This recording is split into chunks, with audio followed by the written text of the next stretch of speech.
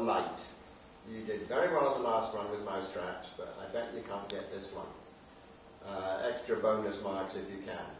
And that's now going to totally confuse you and distract you while I'm talking about the thing. But anyway, Jan van Eyck, I mean, he is the king of the northern painters. There's no doubt whatsoever.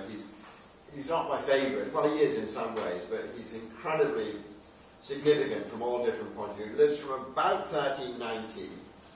Sadly dies in 14. And this is it's usually dated around 1425, so about the same time as the May Road altered picture we're looking at. And it's in Berlin, if you want to go have a look. And what Van Eyck does, even in a picture like this, he has this extraordinary ability to combine both the real world and the spiritual world, the natural with the supernatural. Not that much interested in, as we've seen with the scientific stuff like perspective. I mean, it sort of gives you the idea of the interior, but you know that he didn't get his ruler out and measure everything the way that the Italians would be doing now.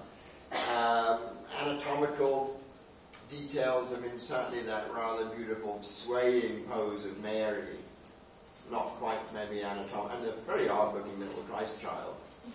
One of these little creatures, you can zoom in a tiny bit there. Also, in Italy they get very philosophical about art, not maybe quite this early, but there's a lot of people, artists, the patrons who start to read Plato and other classical sources. And actually what we'll see is Van Eyck was actually probably better educated. I bet most artists at the time couldn't read or write, because that wasn't part of their education. It'd be very, very rare to have a literate artist. So you were either told what to do by your patron, or you just sort of learned as you were going along, basically. But certainly you wouldn't be reading Plato. But maybe Van Eyck did, because he was a courtier and a little bit more elevated than some other artists. But again, this ability to get beyond just, if you like, photographing the real world and add in all these wonderful symbolic things. So this is much more than just a very large lady standing in a church. In fact, because of her size, she basically becomes the church. She is the house of the Lord, in which he takes up his dwelling. In other words, he's in her womb, basically. And again, it's sort of a nice combination of a kind of beautiful sculptural figure, very solid, very three-dimensional, but also still, as I say, with that kind of Gothic sway, that Gothic-esque curve. Very richly dressed. She's got this incredible crown, which has pearls, rubies, sapphires, emeralds.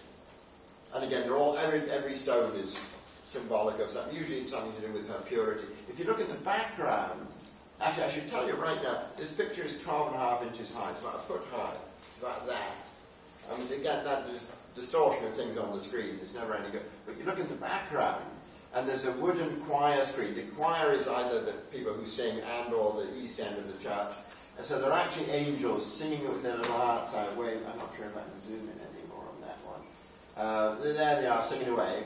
And there's actually, in behind Mary and the Christ child are Mary and the Christ child, a little statue in a niche with candles on either side burning nicely.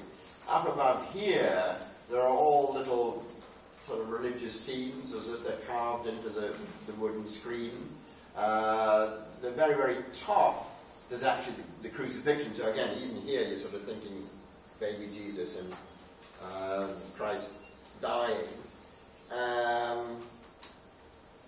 That's what they've written down. Oh, that's what it looks. See, it looks like a rather rude gesture somehow, but it isn't. It's a medieval gesture of reverence and sorrow.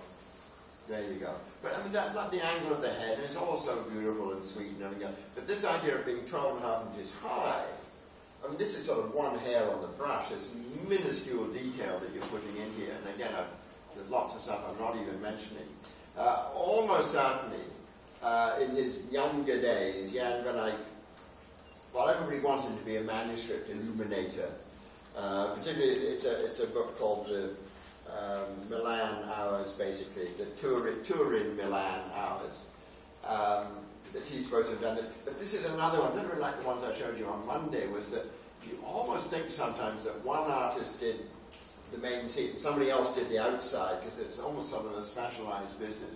Because this is a little bit more like kind of, it's a nativity scene here with Mary and Joseph and angels and the ox and the ass and everything, rather nice. It's not quite humorous, but there's wonderful floral stuff here. Beautiful birds, if you know about birds, obviously we don't.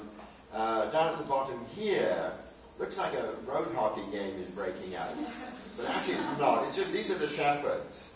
And the angel is sort of, you know, announcing to the shepherds, come along and meet the little newborn Jesus. Look at this wonderful butterfly flying around there. There's such intensely real, naturalistic detail in some of these things. It's extraordinary. But what he's got, that's actually just a shepherd's crook. Before they really hook the crook around, you can actually grab the neck and pull it out of the mud or whatever. It was more just sort of that kind of shape. So, and if you're not very bright, you're always sort of sitting there scratching your head, you're wondering what's going on.